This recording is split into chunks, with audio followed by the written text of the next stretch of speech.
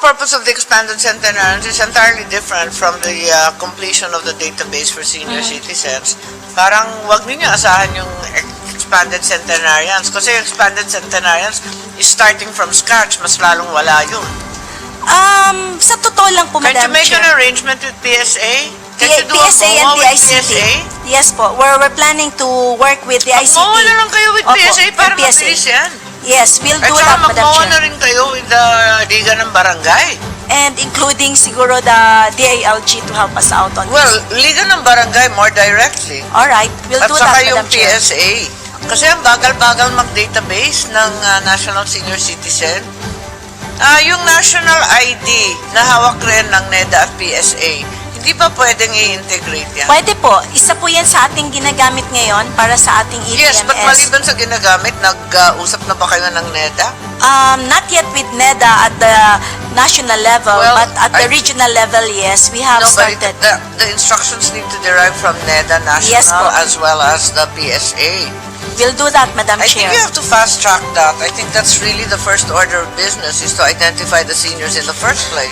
Opo, we'll do that, Madam Chair. Also, I think we have to do some housekeeping. COA found that cash allowances and liquidation reports under the traveling expense local account had some non-compliance with the most economical airfare, delay in submission, etc. You're aware of this? Yes, Madam Chair, and How we has are, this we issue have, been addressed? we have addressed all those issues, Madam Chair. It's fairly large sum. This is a lot of traveling. It's 12.5 million. Yes po, Madam Chair. We have already addressed this, and as a matter of fact, we have an internal implementation already of the Omnibus Guidelines for Travels under EO 77. So I believe that in the next budget season, this would not be reflected as such. Have you reached out to COA to rectify? Yes po, Madam Chair. We have But already they're still discussed. carrying this in your report. Yeah, we did already discuss this with them, and this Ano was sabi? rectified na po yan, Madam Chair, yung mga travel disallowances na po yan. Nabayaran na po yan ng mga personnel who are supposed to be, whose attentions were already called. May I have the report then? Yeah, we'll give you a copy, Madam Chair. Yes, because COA already noted that 34 audit recommendations in the 2022, barely 18 were implemented. The remaining 16 were ignored.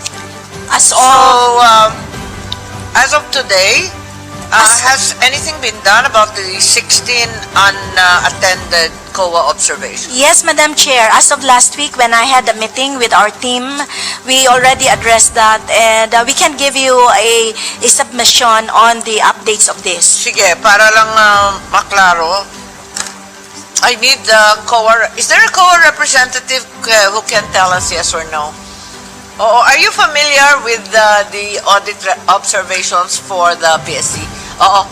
And since Pa-update lang. What's your name? Miguel Traboc from COA. Sige, if you could tell us, dun sa 34 audit recommendations, can you update us? Kasi 2022 pa to, hindi pinapansin. 16.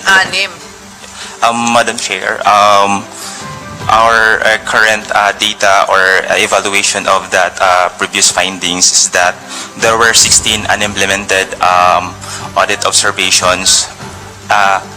Among the 34 audit observations po, Madam Chair,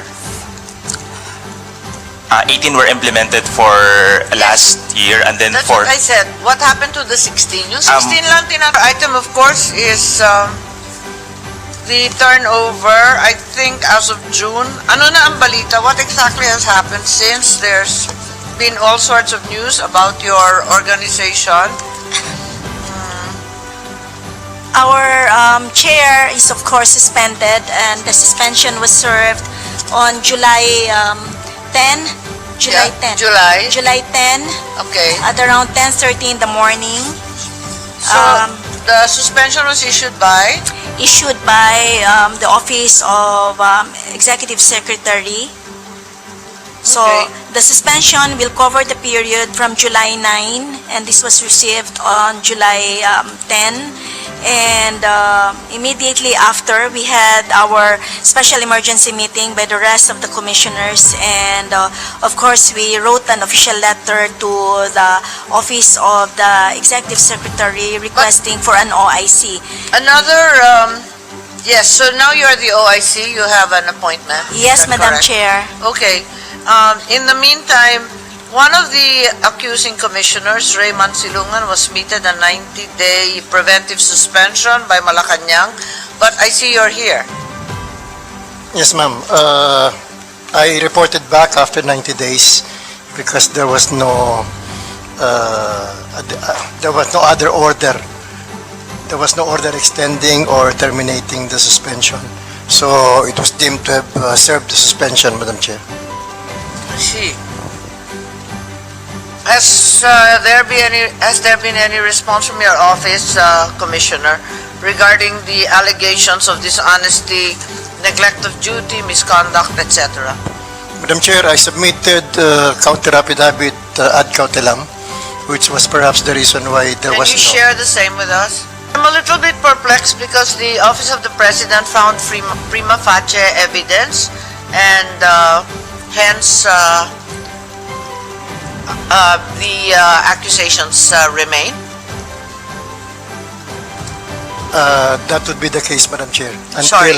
That would be the case, Madam Chair, until the OP issues or promulgates a resolution. So in the meantime, you're waiting, but your suspension has expired. Is Yes, that Madam what you're Chair. saying? How many commissioners are there now? There's 6 of us, Madam Chair. How many should there be? 7, Madam Chair. Including the chairman and the OIC, the chairman, the CEO. So right now, there's only 6 of us. So kulang lang ng isa? Isa lang po. Okay. All right. So, is there any information whether you're going to be getting another chairman? I do not know, Madam Wala pong Chair. balita. Basta Okay. ginagawa ko lang po muna yung trabaho as tasked by the Office of the President. Okay. All right. Is there a transition plan from the SWD with regard to the larger sum, the social stipend? In our last transition meeting with the SWD and Oo. our meeting with Secretary Rex Gatchalian, we have already agreed that number 1 on the centenarian, yes, that will be up to December 31 only from them because the Yeah, budget. andito na yan sa 2025. Opo. Wala na Pero problema. sa social pension po, Madam Chair, yung pinag-usapan po namin na last would be mid of next year. We should be able to do the transitioning already for 2026, not 2025, Madam Chair. It's huge. Yes po. That's the reason why, Madam Chair, it should not be transferred to us unless we are ready. And we already committed Are you our... going to be able to actually do it? I'm wondering, can you actually do it given that ilan lang ang taon nyo? Do not want contractuals and job orders handling so much cash. That's been the problem with DSWD. And it's a budget that I also handle, and I'm familiar with the problems of security with regard to the cash as well as with the person. That's true.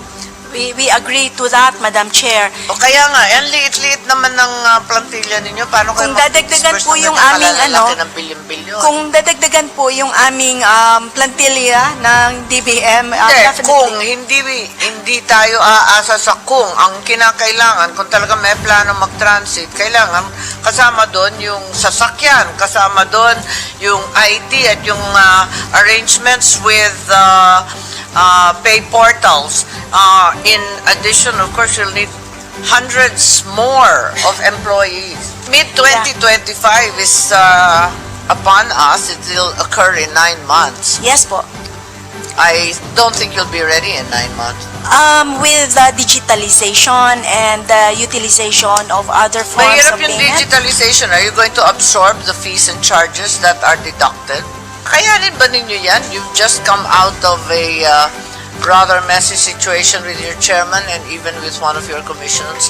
So, you'll be handling several billion here? Allow us to make a presentation to you separately, Madam Chair, when we have already finalized our processes and plans and programs Does for the social DSWD pension. think it should be transferred? We should ask them. Do you want to handle it? Parang ako, I'm very, very skeptical. Well, una sa lahat po, Madam Hindi, kasi Chair. nagkakaproblema tayo sa leadership ngayon, di ba? Tapos Yeah. dadagdagan pa to the tune of almost 60 billion. Are you kidding? That's the reason why, Madam Chair, that we were pegging Kaya it at nakakatakot. 2026. Not next year. Miski 2026, nakaka-nervyos, Director Abad, anong tingin niyo yun? Parang nakaka-nervyos eh. Po, ninenervyos din po kami. Actually, Ilan ang empleyado ninyo, total?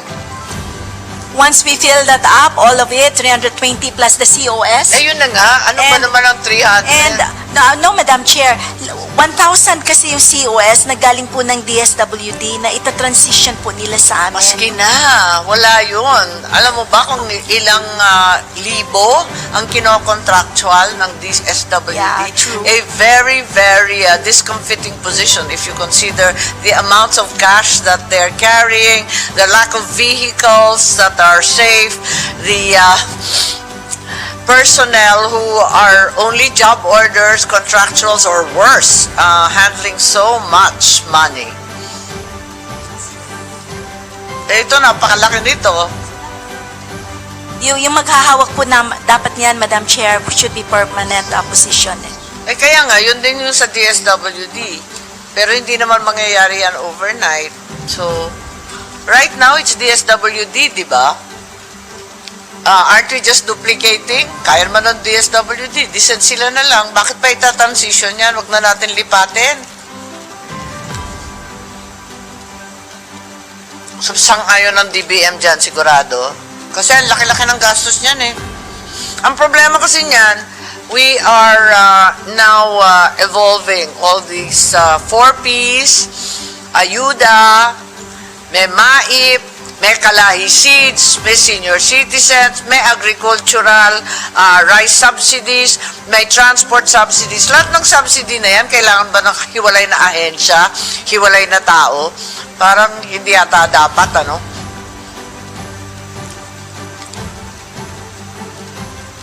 No, even as you make the transition plan and even as you provide us with a date, perhaps we can dig in deeper into the problem and understand together with the DBM as well as the DSWD the wisdom of even transiting at all. Baka mas mahirap yan.